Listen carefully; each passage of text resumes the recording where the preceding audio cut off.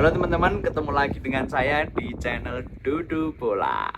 Oke, kali ini saya ingin cerita tentang bagaimana pengalaman naik gunung bersama anak-anak, bersama balita di ketinggian 3000 plus plus. Pengen tahu ceritanya? Dengerin sampai akhir. Jadi sebenarnya kami itu sudah sering ngajak anak untuk naik gunung, tapi belum pernah gunung yang sampai ketinggian 3000 plus plus gitu, belum. Biasanya cuma di 2000 sekian. Ya sering, jadi nggak ada masalah tentang bagaimana nanti dia tidur di tenda, kemudian makannya apa, buang airnya gimana, dan seterusnya. Hal-hal itu sudah nggak jadi masalah. Akhirnya kami tertantang untuk melakukan perjalanan yang lebih dari itu. Kita pengen naik gunung yang memang bener-bener gunung, mendaki dengan perjalanan berjam-jam sampai puncak bersama dua balita. Nah, ini tantangan yang gak main-main. Karena kami tinggalnya di Ngawi, di kota paling barat, kabupaten paling barat di Jawa Timur. Gunung yang paling dekat adalah Gunung Lawu, maka kami menentukan oke, kita naik ke Lawu. Persiapannya apa aja? Tentu bukan hal yang terlalu sulit buat kami untuk mempersiapkan naik gunung, karena alhamdulillah alat-alat sudah ada semua. Tenda, karier, matras, sleeping bag, dan seterusnya. Peralatan masak untuk kegiatan luar ruangan kami sudah punya semua. Jadi persiapan menurut kami yang paling sulit adalah mental sebagai orang tua membawa dua balita untuk naik gunung. Ya walaupun kami berdua, saya dan istri itu kegiatan luar ruangan bertualang itu sudah hal biasa, tapi membawa anak ke naik gunung setinggi itu Lawu 3265 mdpl itu tentu butuh mental yang benar-benar disiapkan. Nggak bisa main-main. Beda sama dulu ketika naik ke Gunung Bunda itu tektok bisa 2 jam jalan kaki, kemudian langsung turun, itu mudah. Kalau Lawu nggak bisa kayak gitu. Orang normal yang kuat itu paling jalan naik ke atas bisa sampai 6 jam 7 jam. Kalau anak-anak trail running sambil lari itu biasanya sekitar 4 jam. Nah ini kalau kalau sama balita kira-kira bisa sampai berapa jam, itu saya sendiri pun belum bisa memperkirakan. Biar nggak terlalu ngeri-ngeri banget, akhirnya saya mengajak teman yang memang kesehariannya, kegiatan sehari-harinya itu naik gunung, terutama Gunung Lawu. Saya ngajak Mas Eko, dia itu salah satu guide naik gunung yang saya kenal, yang cukup oke, fisik oke, dia pembawaannya oke, maka dia saya pilih. Ayo kok temenin saya naik gunung, nanti mau ngajak anak-anak. Ternyata alhamdulillah dia mau. Nah, akhirnya oke lah, kita tentukan jadwal kapan. Mulai dari penentuan itu akhirnya kita persiapan. Setelah persiapan alat, gear, seperti yang tadi saya bilang, kita persiapan mental. Karena kalau persiapan fisik ya alhamdulillah kami cukup cukup tidak ada masalah. Kami masih sering berolahraga, jadi kami cukup yakin kuatlah untuk ke Lawu. Alhamdulillah saya pengalaman naik ke Lawu sudah nggak menghitung ya, belasan belasan kali, puluhan kali. Sementara kalau istri memang belum pernah ke Lawu, tapi untuk gunung-gunung lain dia banyak pengalaman. Nah, tapi pengalaman naik gunung membawa anak itu sekali lagi nggak main-main. Singkat cerita, akhirnya kami memilih liburan Idul Adha untuk naik Gunung Lawu. Kami dari rumah berangkat malam karena pagi sampai sore masih urusan perdagingan gitu, penyembelian, distribusi dan lain sebagainya. Ternyata sampai sore, nata-nata packing, malam baru bisa berangkat. Karena satu dan lain hal kami juga mengajak teman-teman yang lain biar pendakian rame, biar support sistemnya makin banyak. Kalau ada apa-apa ada teman yang backup juga. Dari semua yang kami ajak itu hampir semuanya sudah berpengalaman naik gunung kecuali satu orang, teman saya cowok, nah yang namanya ini Wowo. Dia belum pernah naik gunung sama sekali, dan ketika tahu saya mau naik gunung bawa anak, dia merasa wah ini kesempatan. Mumpung bawa anak-anak paling nanti pelan-pelan santai dia bisa ngikutin. Sebelumnya dia sudah beberapa kali merencanakan untuk naik Lawu, tapi selalu gagal baik, gagal nggak jadi berangkat.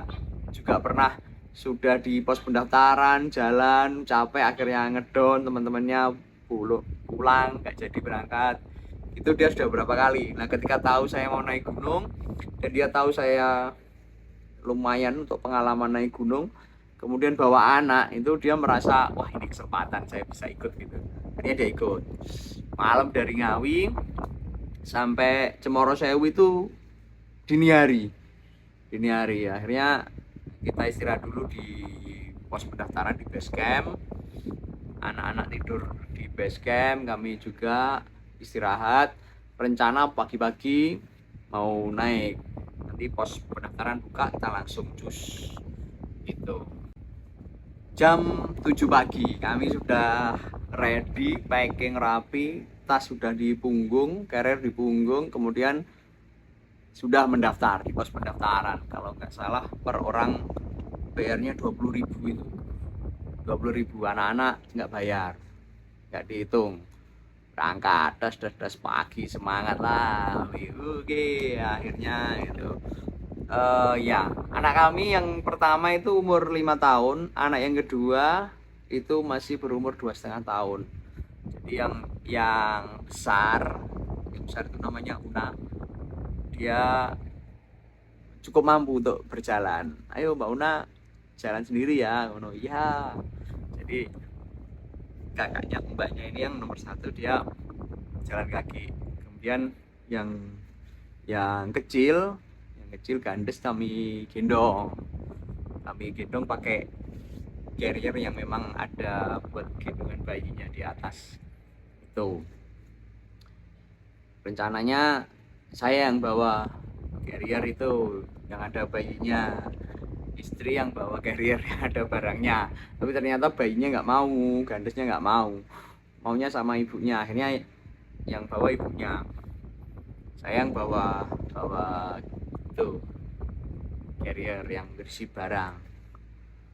Nah baru jalan sebentar ternyata anaknya juga nggak mau itu duduk di baby carrier itu, nggak mau. Akhirnya ya udah turunkan, jadi gendong depan itu baby carrier yang model depan ya kayak tas tapi di perut, bukan yang model tas carrier di atas itu, bukan di perut. Ya udah, tas yang baby carriernya yang model tas itu kita simpan, kita cantolin ke carrier yang lain, siapa tahu nanti dipakai, dibutuhkan ketika di atas. Akhirnya formasinya si Gandes adiknya itu sama ibunya, saya bawa carrier barang, jalan. Mbak Una jalan kaki, jalan sendiri bareng-bareng. Terus teman saya yang Wowok tadi saya tanyain, piye Wok, gimana Wok, aman? Aman bos, gampang kok. Aku nek kesel leren lo Wok, nek kesel ngomong. Ya kalau capek ngomong lo ya, nggak usah sungkan-sungkan. Ya gampang kok, lerene ngenteni manut lerene Una. Jadi istirahatnya mau ngikutin capeknya Una, anak saya yang nomor 1. Ya karena masih kecil kan, jalan kayak gitu masih capek, minta istirahat. Nanti Wowo ngikutin itu ritmenya, ngikutin anak saya karena ngerti teman-temannya yang lain itu tukang naik gunung, orang-orang memang kesukaannya naik gunung. Jadi perkiraan dia teman-teman yang lain itu fisiknya pasti bagus-bagus. Jadi dia memakai pedoman Una untuk ritme pace-nya. Oke, jalan, das, jalan ketemu eh, ya ngobrol-ngobrol sama anak itu, kenalin, oh ini pohon ini namanya pinus, ini cemara, ini terus ada kayak bangunan di sebelah kiri, bukan pos tapi kayak semacam apa itu, gazebo gitu. Berhenti dulu sebentar, di sebelahnya ada arbe hutan.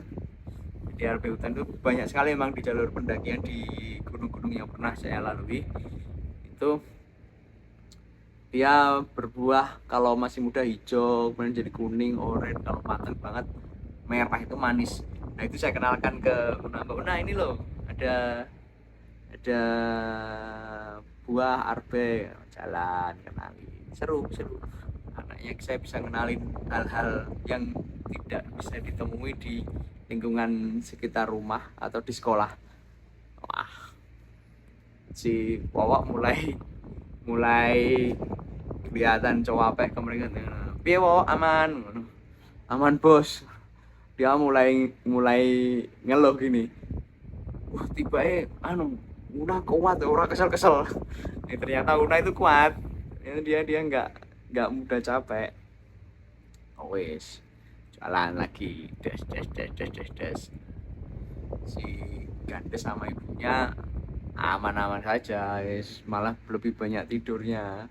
Una juga nggak ada masalah, seneng jalan. Ya sampailah di pos 1. Biasanya standarnya orang dari base camp ke pos 1, pos pendakian Cemoro Sewu itu 1 jam, tapi ternyata kami lebih, sampai hampir 1 jam setengah, 1 jam 20 menit. Oke, pos 1 makan tempe, minum teh hangat, yes, pokoknya santai banget lah. Dan ada burung jalak, anak-anak saya main-main sama burung jalak. Nah itu sih Gandes, jalannya belum terlalu apa itu, lanyah, belum belum lancar jalan kakinya, jadi masih jatuh tapi seru dia ngikutin itu burung jalak yang lewat di jalur, ngikutin jejak makanan. Nah, oke, jalan lagi pos 2,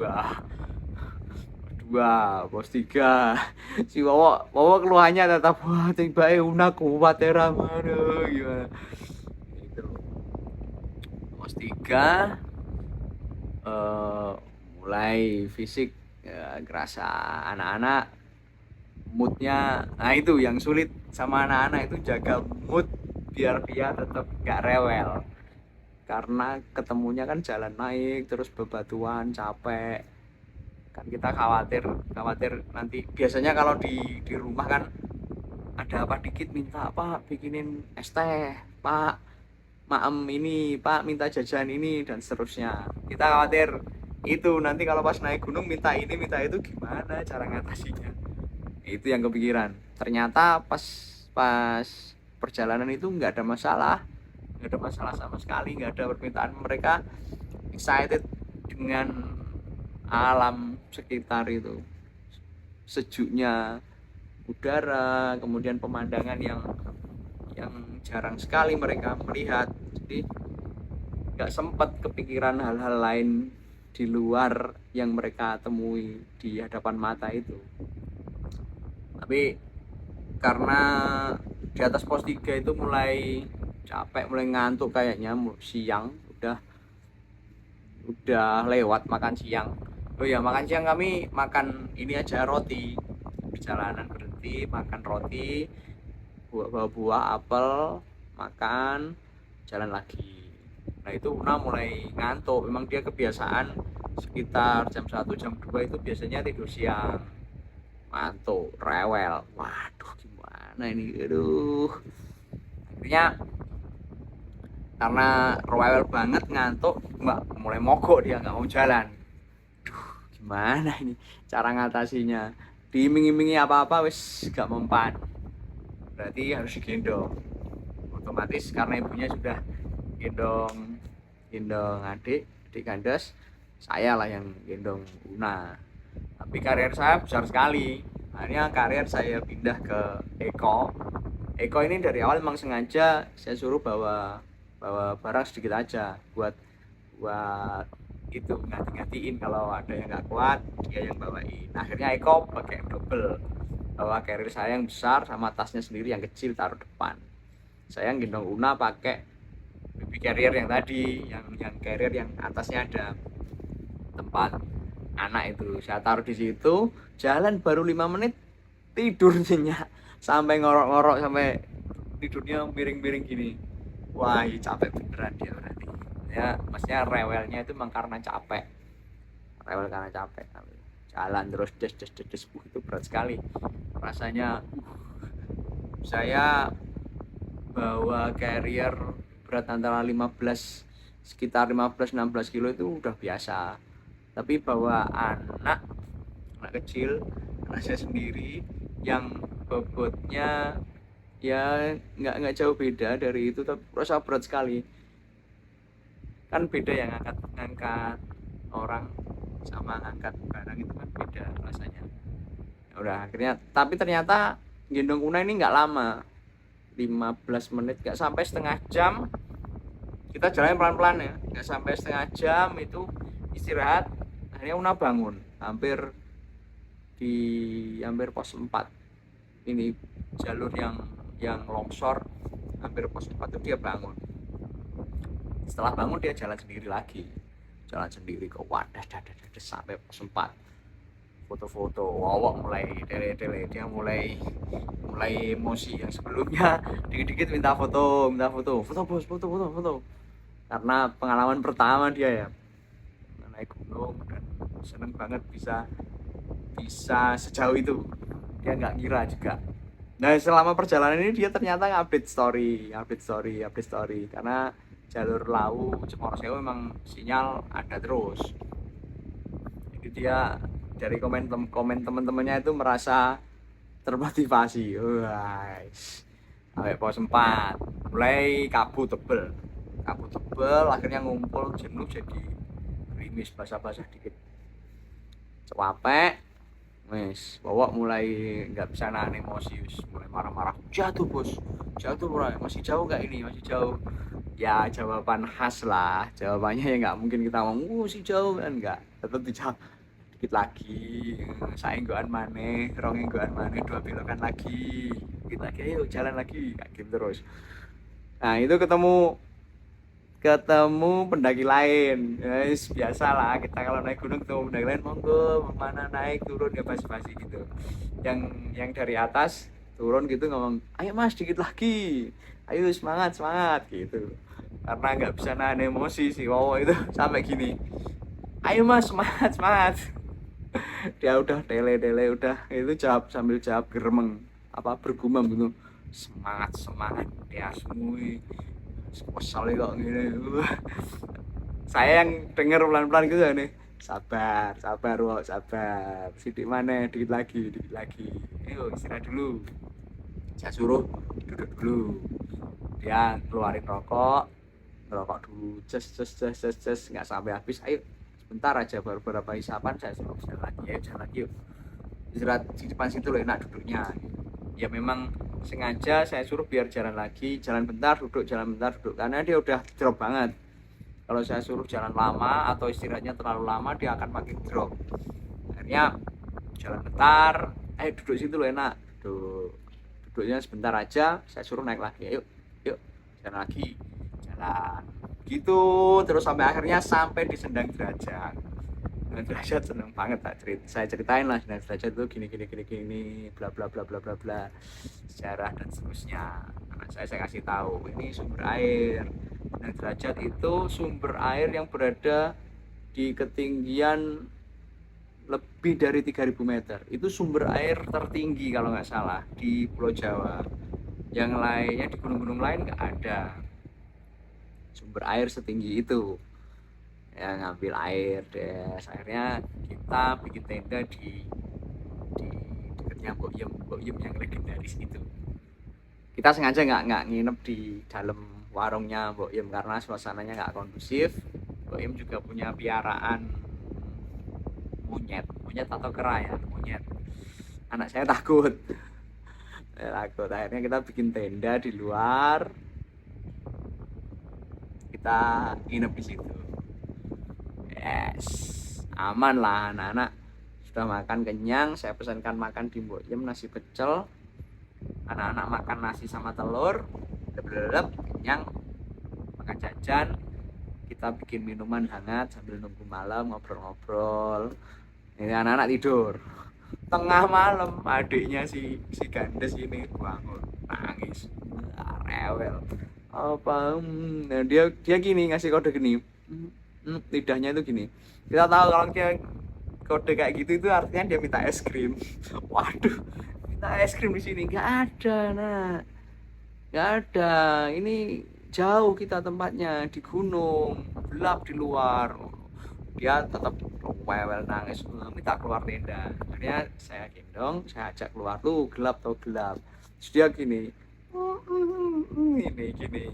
Kan saya sebelumnya pakai senter di kepala itu, pakai headlight.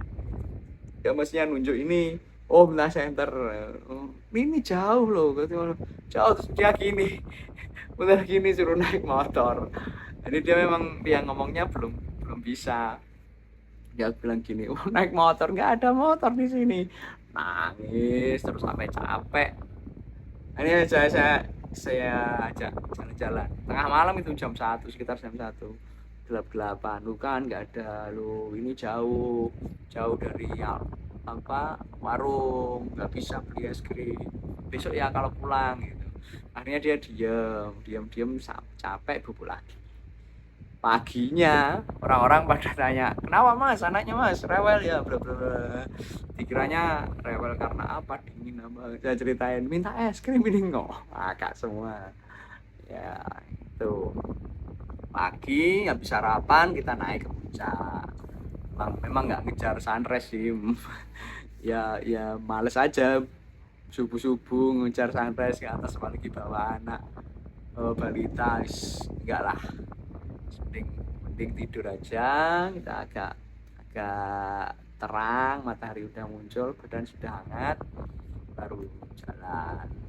Saya puncak, foto-foto dan seterusnya, bla bla bla bla bla. Wes, menyenangkan sekali, momen yang nggak terlupakan. Bagaimana bawa balita ke atas, ternyata ya tidak semengerikan yang kami bayangkan. Tapi itu versi saya, versi bapaknya. Ketika saya tanya ibunya, wah itu perjuangannya dia minta ampun, karena Gandes nggak mau turun sama sekali. Jadi dari awal, dari berangkat sampai puncak sampai turun itu dia gendong terus. Itu perjuangan berat bagi seorang ibu. Kalau versi bapaknya mas santai aja, bawa carrier bisa ditaruh, bisa dibanting apa aja. Sementara kalau ibunya kan nggak bisa kayak gitu. Apalagi pas pulang itu hujan, banyak hujannya, jalan licin, pleset gitu. Ya agak ngeri tapi seru sekali gitu. Saya puncak, turun lagi, balik ke Boyo, males, standar lah, kira-kira seperti itu rasanya.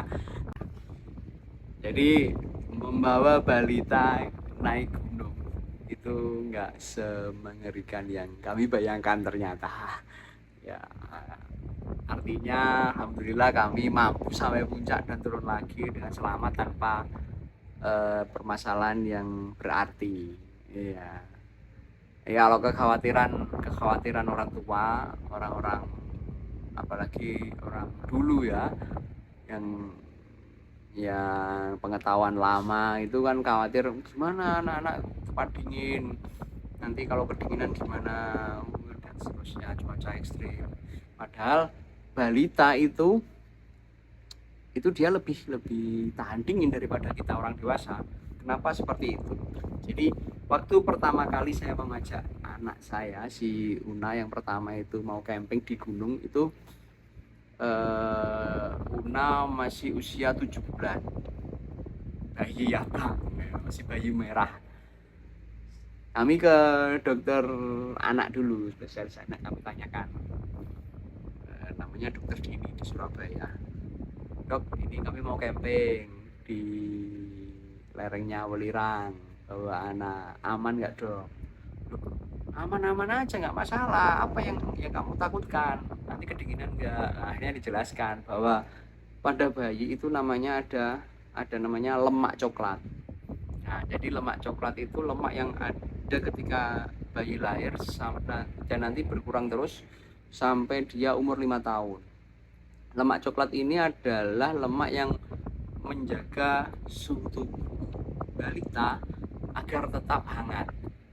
Dalam arti, kalau saya baca-baca sendiri ya, karena saya lupa penjelasannya dokter itu detailnya gimana, itu dia bisa membuat si bayi itu merasakan suhu 5 derajat lebih tinggi daripada kita orang dewasa.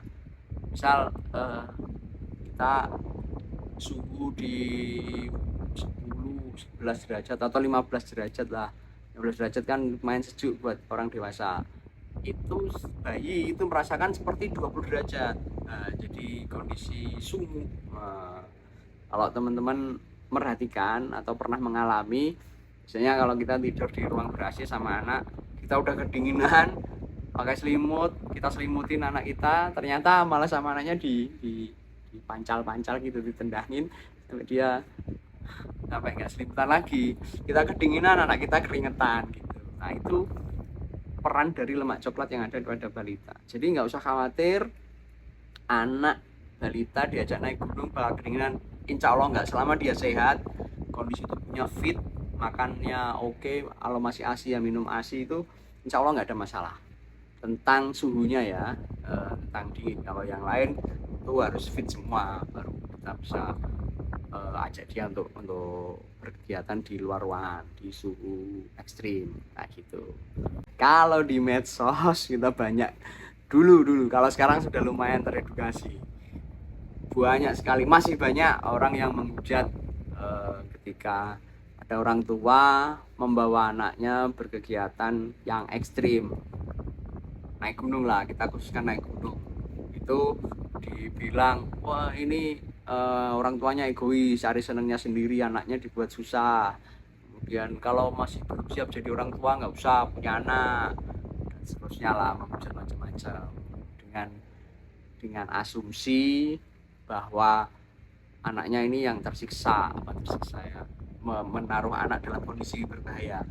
Ya memang anak kita dalam kondisi berbahaya, tapi kami sebagai orang tua yang suka kegiatan luar ruangan ya, kegiatan di ruang terbuka, petualangan, itu merasa ya ini perlu dikenalkan kepada anak. Dikenalkan tidak harus dia mengerti, memahami, kemudian mengingat untuk kemudian nanti suatu saat dia bercerita pengalamannya itu, oh tidak, tapi berkegiatan di luar ruangan kan dia bisa merasakan gimana tubuhnya merespon. Kalau anak berjalan dengan di batu-batu itu kakinya harus gimana, cara melangkahnya bagaimana, kalau terjatuh terpleset bangun gimana, kalau jalan turun itu turunan itu langkah kakinya harus gimana, itu mungkin dia nggak ingat dan dia pasti nggak bisa cerita, tapi sel-sel tubuhnya, otot-otot dalam tubuhnya itu dia merekam itu, dan itu bermanfaat. Apalagi hal-hal simpel seperti udara yang segar, pemandangan yang bagus, itu kan bagus buat kita. Nah, itu hal-hal yang bisa diambil, bisa kita petik hikmahnya, hikmah ya itu bisa ya manfaat kita membawa anak berkegiatan di luar ruangan, outdoor activity gitu. Jadi ya bagi kami perlu sekali anak itu diajak camping, naik gunung, bermain di sungai, pokoknya yang ekstrim lah, ekstrim menurut orang umum itu ya. Jadwalkan rutin sebulan sekali, 2 bulan sekali camping ya, biar anak juga merasakan tidur di tanah, nggak selalu tidur di kasur yang berbantal yang nyaman, dan anak dikenalkan sama proses apa, bahwa untuk menuju tempat ini kita harus jalan dulu, capek dulu, mau tidur harus berikan tenda dulu, nanti kerasa lapar, kalau biasanya di rumah tinggal ke rumah makan, ke meja makan, ambil makanan atau beli. Kalau di gunung kita harus masak dulu, masak air, bikin bumbu. Nah, itu bahwa segala sesuatu ada prosesnya. Kamu bahkan untuk mie instan, bikin mie instan itu ya perlu dimasak dulu. Enggak serta merta Pak mau mie instan tahu-tahu sudah jadi, atau beli mie ayam tahu-tahu sudah jadi. Enggak.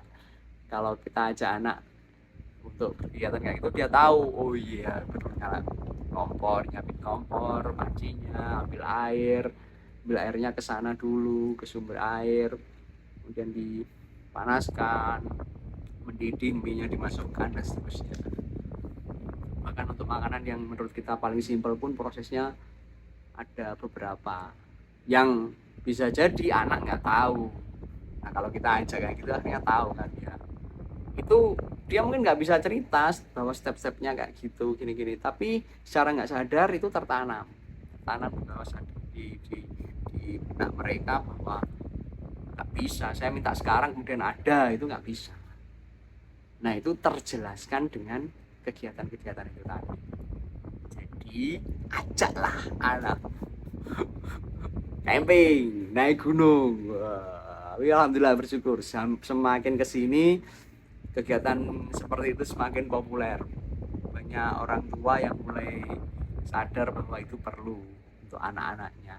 Ya, gitu. Semoga semakin banyak yang berkegiatan seperti itu, kemudian membawa dampak positif. Kemudian teman-teman yang memang pegiat alam yang sudah lama berkegiatan di luar ruangan, suhunya orang-orang itu juga menularkan ilmunya. Kalau ada yang salah jangan dihujat, apalagi di medsos, jangan, nggak perlu lah dihujat. Kita kasih tahu gimana benernya. Sebagai orang-orang pegiat alam tentu tahu lah gimana kasih tahu yang baik, biar itu menjadi pelajaran bagi mereka. Dia sudah mau berkegiatan di luar walaupun salah, walaupun berbahaya, ya sedikit berbahaya mungkin, caranya nggak benar, tapi itu sudah kemajuan. Semakin banyak orang yang mengenal hal-hal yang dulu hanya sekedar wacana karena dianggap sangat berbahaya dan tidak perlu nyapu Glaxel, hobi apa itu, sudah capek kerja liburannya yang bikin capek. Kalau anak sekarang gitu. Nah itu akhirnya banyak yang sudah menyadari, itu patut kita syukuri, patut kita rayakan dengan segelas kopi. Sangkir kopi. Oke teman-teman, itu cerita saya tentang naik Gunung Lawu bersama 2 balita dan teman-teman juga. Nah, itu semoga memberi sesuatu hal yang positif, membawa dampak positif baik buat saya, buat teman-teman juga yang menonton video ini. Nah, kalau teman-teman ada pertanyaan, ada apa, kritik, saran, tulis di komen ya. Jangan sungkan komen saja, di like, subscribe, syukur subscribe ya. Kalau ada masukan sesuatu yang ingin dibahas, yang teman-teman tahu sedikit dan merasa ingin tahu versi saya, tulis saja di komen. Oke, nanti saya bahas di video berikutnya. Sampai ketemu lagi dengan saya Dodo Pola di video berikutnya. Ciao.